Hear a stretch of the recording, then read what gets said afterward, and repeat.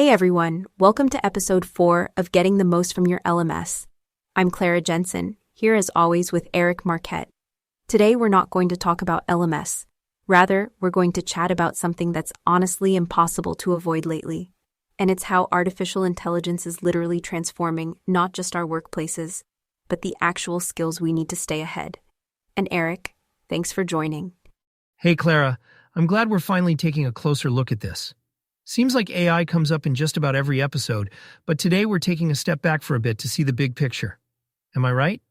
Exactly, and it kind of reminds me, when you look at what's happening now with all the uncertainty about AI, it actually echoes a lot of what we've seen before in history. You know how the agricultural revolution freed people from spending every hour farming, then industrialization brought new factory jobs, and more recently, the digital revolution gave us, instant access to information, right?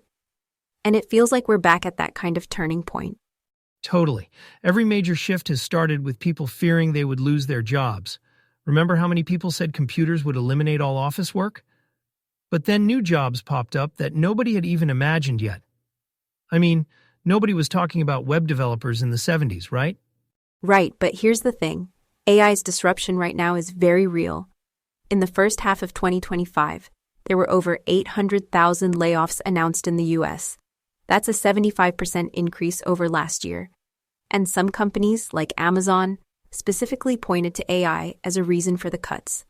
There's a lot happening and a lot of mixed messages out there. You hear visionaries talking about AI as this miracle, but on the ground level, a lot of those pilot programs, something like 95%, aren't delivering clear financial results. So, reality's somewhere in between. Yeah, and we've both watched it happen and seen how it plays out. Actually, didn't you have a story about data entry roles at one of your organizations? Oh yeah, the nonprofit I worked with had a whole team dedicated to data entry. Then, they rolled out an AI tool that automated nearly all of it. People panicked, fearing their jobs would disappear overnight. But what actually happened was pretty interesting. The leadership put a real focus on reskilling. Some folks shifted into creative support, like designing digital resources or even providing hands-on support to other departments as they navigated the new tech. Not everyone transitioned easily, but it was an important pivot rather than a dead end. There's definitely growing pain, but also major opportunity. And that's kind of what we're seeing across the board. Job loss, but also job creation if the environment's right for it. That's a perfect example. And it's a reminder that the story is more complicated than just robots are taking over. Sometimes it's about moving towards more meaningful or creative work, and sometimes, well, it sure is uncomfortable for a while. So that brings us to the big question. If roles are disappearing, which ones exactly are most at risk from AI? I mean, we've both heard about data entry going away, but it's customer service reps, administrative assistants, telemarketers, even writers and translators. Those repetitive, rule-based roles are the first in the firing line. Absolutely. It's the jobs that are all about patterns, repetition, and clear rule. But I have to say, it's not just doom and gloom. There are jobs where AI simply can't compete, at least not for the foreseeable future. Jobs that depend on unpredictable situations or lots of human touch, healthcare providers, skilled trades, personal services, creative artists, equipment operators. These are the kinds of roles where human skills continue to matter most. And while that's happening, new jobs are seriously popping up like mushrooms after the rain.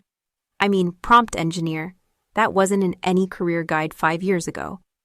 Now they're earning serious money to help companies get the most out of AI tools. There are also AI ethicists, machine learning operations specialists, and people who train those models. It's this whole ecosystem that's materialized almost overnight. Oh yeah, this actually reminds me of a past client story. Had a healthcare client, part of a big clinic group. They had a large number of administrative staff who were particularly concerned about AI potentially taking over appointment scheduling and record management. Instead of letting people go, the company retrained them so they could work alongside new AI diagnostic tools. Some ended up specializing in patient data accuracy, and others actually became internal AI tool mentors for their departments. And yeah, the transition took some time, and it wasn't all smooth sailing from the start. But afterward, the organization actually came out stronger, and the staff acquired new in-demand skills instead of losing their jobs entirely. That's a great example, and it kind of matches what we talked about in one of our previous episodes. The need to keep updating your LMS content, or even switch platforms when things change fast. Here, it's not just a quick technology update or refresh. Nowadays, people need to refresh their actual job roles and skills. Exactly. Same principles apply. If you keep learning and adapting, you're in a much better spot when the next major shift comes around. So at this point, it's not about asking, will AI disrupt my job? But how do I thrive and adapt in a world with AI literally everywhere, right? So let's talk skills. First up, you've got to be AI literate. It's an absolute must. And that means understanding what AI can and cannot do, knowing how to leverage tools like ChatGPT, and honestly, recognizing when AI goes completely off track. And today, having a competitive edge often means knowing how to prompt, how to get these tools to deliver the best results. It has become a skill in itself. For sure. But I want to emphasize, technical skills are great, but they aren't enough on their own. Critical thinking, creativity, emotional intelligence, and collaboration, those are things machines struggle with big time. Actually, those qualities might matter even more as companies keep downsizing. That human-in-the-loop idea you brought up earlier? It's quickly becoming the gold standard.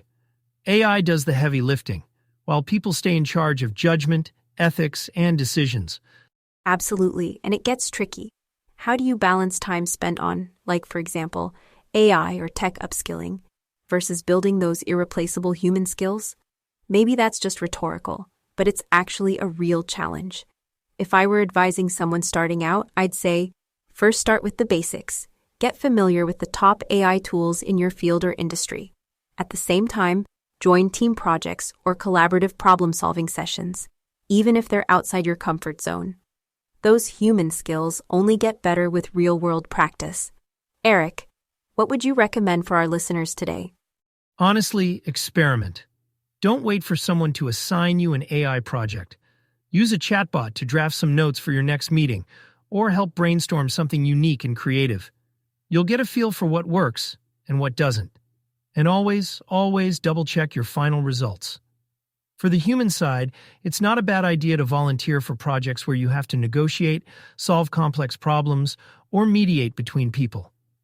All those skills, technical and social, combined together, that's your ultimate safety net for whatever AI throws your way. And that is it for today. Hopefully you're coming away with a sense that, yeah, things are changing, and they are changing really fast. But there's always room to grow, and plenty of ways to future-proof your career if you start early. We'll continue to discuss topics like AI, learning strategies, and career pivots in our future episodes. And if you're interested in this topic, Knowledge Anywhere's course, Navigating Your Career in the Age of AI, a guide for office workers, provides a deeper dive into this topic. Thanks for joining us today. And Eric, as always, I loved your stories, and I can't wait to hear many more. Always a pleasure, Clara. And thanks to everyone listening. Remember, the future doesn't have to be so scary if you're planning for it. Catch you next time.